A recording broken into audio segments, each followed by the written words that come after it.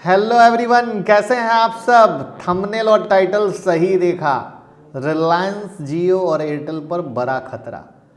लेकिन क्या तुरंत में दौड़ के कुछ करना है या बहुत अंदर की बात को अस्थिरता से, गंभीरता से समझना है। तो पूरी बात को डिटेल में जानेंगे। मैं मुकुल अग्रवाल आपका आप ही के यूट्यूब चैनल में स्वागत करता हूं। जो भी नए लोग हो चैनल को ज़रूर सब्सक्राइब करें और बेल आइकॉन हिट करें, क्योंकि यहाँ मिलती है भाई वाली एडवाइस और भाई वाले लेवल, जिस पे सीखते भी रहें और कमाते भी रहें। और अगर आप परेशान हैं कि स्टॉक मार्केट की ब्रेकिंग न्यूज़ कहाँ से मिलती है, तो आप ट्विटर और टेलीग्राम हैंडल ज्वाइन करें। काफ़ी लोग जुड़कर फ़ायदा ले रहे हैं और आपको भी फ़ायदा होगा।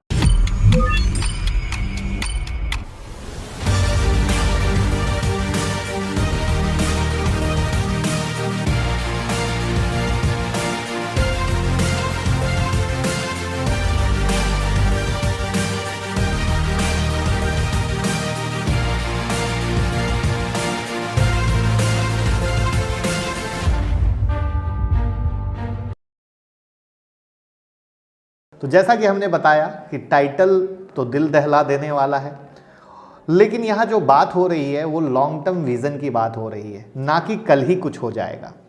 इसलिए मैं ये वर्ड को हाईलाइट किया, क्योंकि कुछ लोग आधी वीडियो देखकर क्विक स्टॉक कहीं सेल ना कर दें। पहले पूरा सुनेंगे और लास्ट में मैं अपना बाय सेल इन्वेस्टिंग सारा पॉइंट ऑफ व्यू आपके साथ शेयर करूंगा। तो दुनिया के जो सबसे बड़े रईस एलन मस्क हैं, उनकी नज़र भारत की टेलीकॉम इंडस्ट्रीज़ पर है और उनकी company space exploration technology corporation यानी स्पेस एक्स स्टारलिंक प्रोजेक्ट के जरिए भारत आने की योजना बना रही है। Musk 100 Mbps satellite based internet सेवा के जरिए तेजी से बढ़ रहे भारत टेलीकम्युनिकेशन इंडस्ट्री में अपनी किस्मत को आजमाना चाहते हैं। अब आप कहेंगे ये तो पता है, नया बताओ। तो नया सुन लो। नई बात जो मार्केट की खबर है, मस्क ने भारत सरकार को देश में सैटेलाइट आधारित ब्रॉडबैंड टेक्नोलॉजी की अनुमति देने का रिक्वेस्ट किया है। और ट्राई ने देश में ब्रॉडबैंड कनेक्टिविटी को बढ़ावा देने के लिए पिछले साल अगस्त में एक कंसल्टेशन पेपर जारी किया था। इसके जवाब में स्पेस एक्स की satellite government affairs Patricia Cooper ने कहा कि स्टारलिंक के पास हाई स्पीड सैटेलाइट नेटवर्क से भारत की सभी लोगों को ब्रॉडबैंड कनेक्टिविटी से जोड़ने की सुविधा है और उसको मदद मिलेगी। तो अब क्या है फ्यूचर की प्लानिंग। तो उन्होंने कहा उनकी सर्विस से जो भी दूर दराज के लोग हैं उस सबको फ़ायदा मिलेगा, क्योंकि काफ़ी लोग ब्रॉडबैंड से क्या है वंचित हैं और ये हम सस्ता देंगे। क्योंकि कुछ लोगों को लगता है स्पेस एक्स इंडिया में सक्सेस नहीं होगा, महंगा है, तो वो बेवकूफ़ नहीं है, वो बहुत कुछ लेके आएंगे। तो उनकी सर्विस बहुत सस्ती होगी। साथ ही स्पेस एक्स जल्दी ही भारत में स्टारलिंक को लॉन्च कर सकते हैं अगर ट्राई उनकी सिफारिश को माने। स्पेस एक्स का स्टारलिंक प्रोजेक्ट पृथ्वी की निचली कक्षा में मौजूद सैटेलाइट का एक समूह है, जिसके जरिए दुनिया के सभी इलाकों में ब्रॉडबैंड सर्विस दी जा सकती है। स्पेस एक्स ने स्टारलिंक इंटरनेट सर्विस के लिए 1000 से भी अधिक सैटेलाइट छोड़े। कंपनी अमेरिका, ब्रिटेन, कनाडा में धराधर ग्राहक को साइन कर रही है। स्पेस एक्स ने निवेशकों से कहा है कि स्टारलिंक की नज़र in flight internet, maritime services Bharat और चीन में बढ़ती डिमांड पर है, रूरल एरिया पे है, क्योंकि ये $1 ट्रिलियन का मार्केट है। कितना? $1 ट्रिलियन।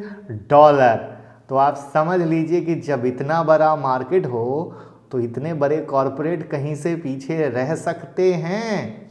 कई महीनों से स्पेस एक्स अपने फाल्कन 9 रॉकेट से स्टारलिंक सैटेलाइट लॉन्च करने में लगी है। एक बार में 60 सैटेलाइट भेजे जा रहे हैं। 17वां स्टारलिंक लॉन्च 20 जनवरी को हुआ था। ऑर्बिट में कंपनी के 960 सैटेलाइट एक्टिव हैं। इससे space x north America, Britain में बड़े पैमाने पर सर्विस शुरू करने के तैयारी में है।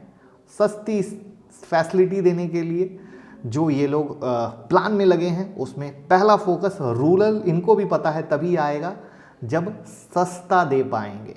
तो इन चीज़ों के मद्देनज़र विचार ये भी है कि स्टारलिंक ऐसा बिजनेस है जिसे पब्लिक किया जा सकता है, क्योंकि पिछले साल टेस्ला इनको बाजार में हाथों हाथ लिया गया और जिसके बदौलत मस्क दुनिया के सबसे रईस बन गए। अब बात आती है इंडिया में। अगर इंडिया में एंट्री करती है तो यहाँ उनका मुकाबला पहला रिलायंस जियो से होगा, जो कि 5G लॉन्च करने की तैयारी में है। बैंक ऑफ अमेरिका की रिपोर्ट के मुताबिक जियो 4G रोल आउट भारत के इंटरनेट क्षेत्र में गेम चेंजर होने वाला है। तो देखना होगा कैसी होगी टक्कर, क्योंकि भारत में अभी करीब 65 करोड़ इंटरनेट यूज़र हैं और औसतन 12 GB data per month use करते हैं। और जियो ने ये मार्केट सस्ता देकर ही बढ़ाया है। और स्टारलिंक आने के बाद इस चीज़ों को बहुत ही गला काट प्रतियोगिता तो होनी ही है। अब इस गला काट प्रतियोगिता में 5G 6G किस तरीके से आएगा देखना होगा। बट एक चीज़ मैं बोलना चाहूँगा जो लोगों के दिमाग में है, क्योंकि लास्ट वीडियो मैंने बनाई थी तो कमेंट बॉक्स में आया था कॉस्टली है, इंडिया में सक्सेस नहीं होगा, तो जान लीजिए ये इतने बड़े कॉरपोरेट बेवकूफ़ नहीं हैं इंडिया का। जब इनका खुद ही टारगेट रूरल है तो रूरल में ये ऐसे तो पहुंच नहीं जाएंगे। गांव में पहुंचने के लिए इनके भी दिमाग में है कि गांव में सस्ता मिलेगा। तो एक लॉन्ग टर्म विजन के हिसाब से ये भी फुल प्लान के साथ आएंगे, फुल चीज़ों के साथ आएंगे, और उस कंडीशन में होने वाली है गला काट प्रतियोगिता। तो क्या आप एग्री करते हैं? तो कमेंट बॉक्स में ज़रूर बताइएगा। साथ में जहाँ तक बात आती है भारतीय एयरटेल की, तो चार्ट आपके सामने है, मैं लगातार कह रहा हूँ मल्टी ईयर ब्रेकआउट पे है भारतीय एयरटेल, जिसमें 625 के ऊपर अगर पावर पैक क्लोज बेस होता है तो मल्टी ईयर ब्रेकआउट भारतीय एयरटेल में मिलेगा। चार्ट आपके सामने है। लगातार मैं मंडे टू फ्राइडे आप लोगों के साथ लाइव आता हूँ, डेली लेवल्स देता हूँ। और जहाँ तक अगर आप रिलायंस की बात करोगे तो 1958 पे चल रहा है, जिसमें 2030 और 2090 का रेसिस्टेंस है, जो अगेन चार्ट आपको स्क्रीन पे दिख रहा है। तो लेवल गेम प्ले करें, मोमेंटम, और हाँ एयरटेल में मोमेंटम इन्वेस्टिंग का यूज़ करें, ज़्यादा सक्सेसफुल रहेंगे, ज़्यादा फायदे में रहेंगे और सुखी रहेंगे।